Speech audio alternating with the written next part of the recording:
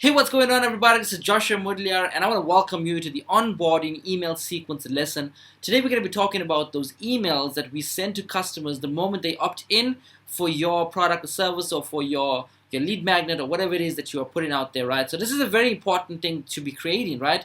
It's follow-up, and it's sending that email, it's having that communication done to thousands, and if not tens of thousands of people at a given time, right? But it's automating the process so that we don't have to do it for every single buddy. Now, when I first got started, I thought that email marketing wasn't the thing, right? I thought it wasn't sexy enough, it wasn't good enough, it wasn't the big thing that's out there. But little I know, it's one of the most important elements of marketing, right? In fact, people spend hundreds of thousands of dollars hiring copywriters to come and write email sequences for them to generate them millions and millions of dollars, right? But I had no idea that this was happening in the background, happening all around the country, and I had to learn this the hard way. In fact, a few years ago when I started doing this, I was running a whole lot of advertising. I was doing marketing, I was doing all these kind of things, and I was doing advertising, paid advertising, Facebook, Google. I was paying these guys, and I was getting all this traffic, all these leads, all these people coming into my database, and I was physically calling every single one of them, or trying to get through to every one of them, okay? And of course, I would convert just a percentage of those people, but a lot of them were just being left on my list. So I didn't think that of that list to be a valuable list to me. In fact, I just thought it was just a thing that I would just keep and just discard at some point. But what I was doing is I was keep bringing in new people to this list, and this list was going from 100 to 200 to 400 to 800 to 1,000 to 2,000 to 4,000 and then to 5,000 and stuff like that, right? And so I had no idea. And then I remember at one point, I got like a notification from my CRM that I was using stating that I have too many people on my list, and I had to upgrade my software to actually accommodate for this number of people. There was tens of thousands of people right on my list, and I was doing it. I thought I was doing really well, but I wasn't, right? And I remember I get this notification. I thought to myself, what do I need to do? Do I need to close down these emails? Do I need to change the platform? Do I need to delete all these email addresses? But I went, and it was a huge lump sum of me actually having to pay to have this list. And I kind of thought to myself, like, why are these people charging me so much to have such a big list? I mean, it's not that valuable. I thought it was just like, I could just delete them and then redo and get new people, because I was still converting. I was still getting customers. But then why would they charge me to keep this list, okay? So I thought to myself, like, maybe something I'm not seeing. Maybe I'm not understanding something. Maybe this list that I have is really, really potential, really, really high valuable. So then I remember going out and sending out an email to every single one of these people, this 10,000 people that I had on my database. I just sent out an email, right? And before you knew it, by the next day, I started getting people opting in. People were just coming in every single day, right? And they were just opting in, and they were converting so much more faster than the people that I was paying Facebook and Google for, right? And all of a sudden, the next thing I know is I was getting conversions, getting sales, but I wasn't spending a cent on Facebook and Instagram. In fact, I was having the conversions with zero advertising costs. In fact, if you ask any business today, one of the biggest things that drive the successful business is something called acquisition cost. Acquisition cost is how much am I spending to acquire a new customer. In the case of an email, I was spending literally zero, right? So the one that spends, there's a thing in marketing that says the one that can spend the most to acquire a customer wins. In this case, I didn't have to spend a cent, right? I was just getting this database, getting these people to come in and opt in, and I was getting all these conversions and all these sales at the back end, more than I was actually getting when I was paying Facebook, right? And I realized something, wait a minute, the most powerful form of marketing right now is me just sending an email out to my entire list. And that's when everything kind of changed for me. In fact, I went all out and I got obsessive about it, and I started writing emails all the time, and I started to put this as part of my marketing process to generate traffic or to convert customers into paying customers. So a lot of us think that a customer, when we put an ad out, is going to buy on day number one. And as a matter of fact, people don't actually buy on day number one. They take some time to get to know you, get to read your emails, get to know about your business, and maybe 6-7 months down the line, they actually click and buy your product. So that email database that I was collecting, they may have not been interested when I first ran that ad, but towards the later point of the year, later point of the time, they actually decided to buy and click onto my my products and turn into sales. And so then I realized that people just do this, and I started Googling, I started realizing that there's a rule of 5, right? People have to touch base with you at least 5 times before they feel safe enough to actually buy a product from you. And that's when I realized that I needed to create an email sequence that actually gets people to get to know me, get to know what I do, and then actually see the potential of the sale. So building an email database is firstly very, very important, because you can always sell to them. But then you have to create something called an email sequence at the moment they opt in, so that we can start communicating with them on day number one. And when I realized this, I knew that I was dropping out money like crazy. I was pouring money down the drain because I wasn't communicating with all of these leads, right? thousands and thousands of people were coming in, but I wasn't sending them an email. I wasn't talking to them, right? I was trying to get a hold of them on the phone. Some of them not getting a hold of them. When I'm calling them, the conversions are low. But the moment I started running this email sequence, the conversions went up. People started emailing me, telling me I'm waiting to be contacted, right? People started, like when I picked up the phone and called them, they already knew who I was. They knew what it was about, right? They remember my email from the few days ago when I sent them an email. So when I called them, the conversions literally went up, right? All I did was starting to realize that I can send an email sequence out to people as soon as they opt in, and they would get to know my story, get to know what I do, get to know, and when I pick up the phone, I'm no longer a coldish call, right? I'm a more warmer call on that person. And that's when I started creating email sequences. And again, like I told you, my conversions just skyrocketed, okay? All these people that were opting in, were getting these emails, and then boom, my conversions like triple or quadruple, in fact, with the number of people that were actually converting by the calls I was making because I had an email sequence. Secondly, right, I told you that I was accumulating this big, massive list that I was paying, that I had to pay for. I actually started paying for it because I was making so much more money on just having this database and securing and keeping this database of potential customers. And I started emailing them, and now every single week I email them a specific day where I get almost every single week conversions, and without paying a cent to Facebook and Instagram. In fact, if Facebook had shut down, Google had shut down, I've accumulated such a big list over the years that I don't even need Facebook anymore. I can just send an email out every single week and convert from my own list, okay? So you guys see how powerful this is? Can you see how powerful it is to actually have an email sequence that talks to people, that communicates to people, that actually gets people wanting to hear from you, wanting to hear your story, wanting to know what you're about, right? They sit on the list and they wait for you to email them. It's like a friend's emailing them. It's like somebody wants to tell them something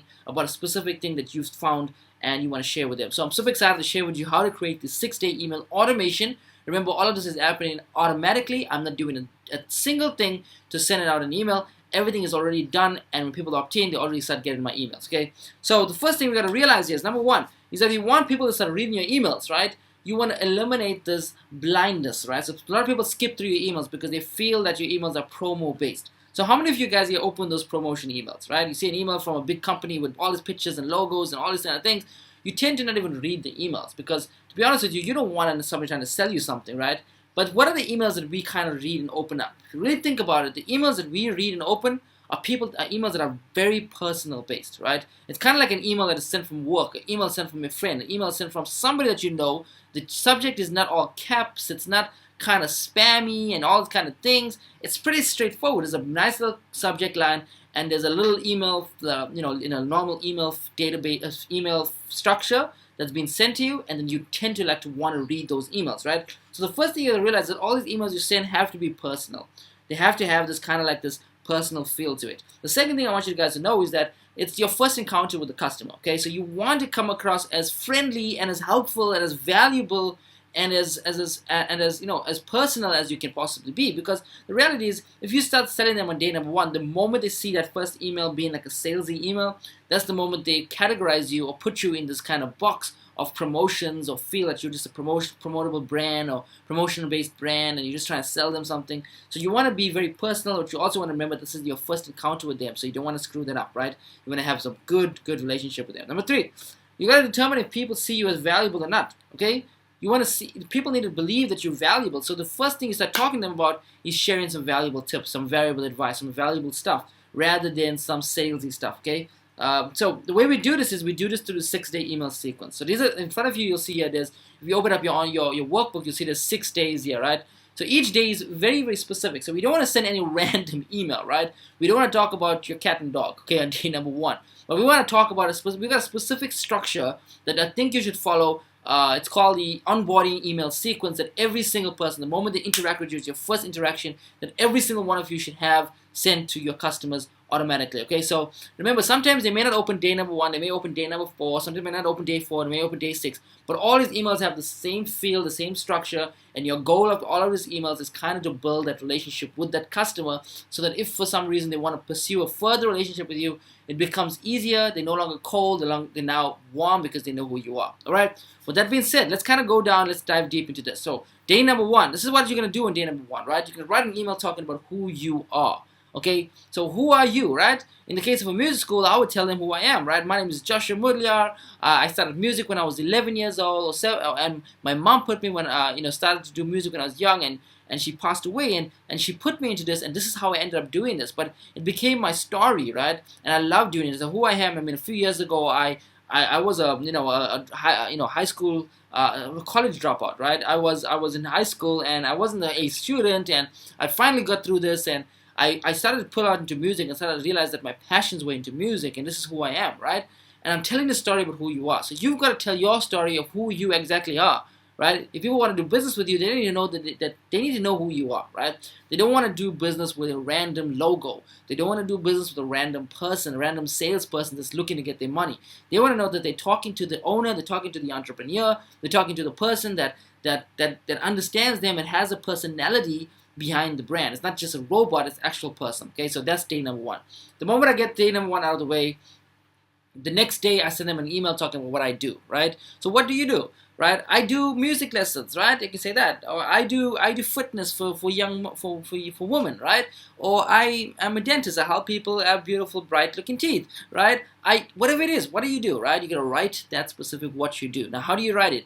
You talk about this. You say, hey guys, my name is so and so, and thank you so much, and I know you guys understand, but listen, this is what I do, right? Like a few years ago, I started doing this. I thought that this was my career, and eventually switched over to doing music. And when I started doing music lessons, I started seeing the impact on people and how it started to make a difference in their lives and so forth. Okay, and I talk about what I do, which is music lessons, right? On day number 3, I then talk about how do I do it to the people. How do I actually do this, right? So I do it with a method called kid-friendly education, right? So I do kid-friendly education. So we don't just do all random music lessons that bore kids to death. We do this very fun and exciting way of that we turn learning music into fun and education, and at the same time they actually grow, and that's how we do it. And so you see what happens? I'm talking to them about how I actually do this, right? Then day number 3 is done. Day number 4 is how did you learn this? How did you get to doing this, right? I'll tell my story. A few years ago, I was teaching a kid, and I realized how miserable they were when they were trying to learn this specific piece. And I knew I needed to color code this thing. I needed to do something to brighten up the kids. And I almost felt like it doesn't work. And I went back. I thought music was a talent, but really it was a skill. And so I had to go back and study this thing. And I realized that kids just like to learn in the way they like to learn. And that's when I figured out this little thing. And so that's the story I'm sharing on day number 4. And so when I get to day number 5, I'm talking about who do I do it for, okay? This is very important, okay? So if, in my case, I'm targeting a kid that's, between the ages 5 and between the ages 5 and 12, or maybe it's 12 to 18, whatever it is. I'm talking specifically to that person. Like, who do I do it for? How do I help these kids? Why that specific age? Who am I doing it for? Okay, so talk about that. So I do it for a kid that's 5 to 8 years old, or 4 to 3 years old. In your case, if you're a fitness brand, talking about I do it for specifically moms that want to lose that belly fat, right? If you're a marketing guy like me in the other end, I'm also talking about how do I do it for entrepreneurs that are looking to grow in their marketing game and actually get more reach and get more scalability out there, right? So that's what I'm doing. Day number 5. And day number 6, I'm then talking about how I can do it for them. And notice at this point I'm now switching the conversation over to them. I'm saying, hey, listen, I've told you about all the stuff I'm doing, but now I'm going to show you how I can do it for you. I can help you get to the next level. I can help you learn music. I can help your kids learn how to play their favorite tune, right? And you're going to talk about how do I do this for somebody? How can I help somebody else? And you got to write about it, right? If it's fitness, I'm like, how can I help moms lose weight? This is how I can help you do it, okay? And at this point, I'm generally putting a call to action. I'm generally saying, hey, click this link if you're really, really serious about it. If you want to get me to help you, and I'm here to help you get you to the next level, click the link down below, and I will then obviously, in my case, push you forward up the line and get somebody on the call with you, or I'm going to personally meet with you, or whatever it is the call to action on your business going to be, alright? So with that being said, literally, that's all you got to do. Day number 1, 2, 3, 4, 5, 6, you do it once, you write this onboarding email sequence, and you let it do the work for you, and you'll see the wonders. In fact, if I were to open up my inbox to you right now, you'll see how many people just keep responding to these emails. They keep saying, hey, thanks, Josh, I love your story. Hey, thanks, I'm so into this. Like, how do I get started? Like, even before I get to day number 6, people are already getting started with me. So I'm super excited for you guys. I want you guys to go and complete this 6-day email sequence. Down below, I've got the action step to make it super easy for you to write this thing. So I've got it done for you, so you can go down below and write these 6 email sequence. Get started with this, because this is where people are going to get to know you for the very first time. Alright, with that being said, guys, take care and have a wonderful day.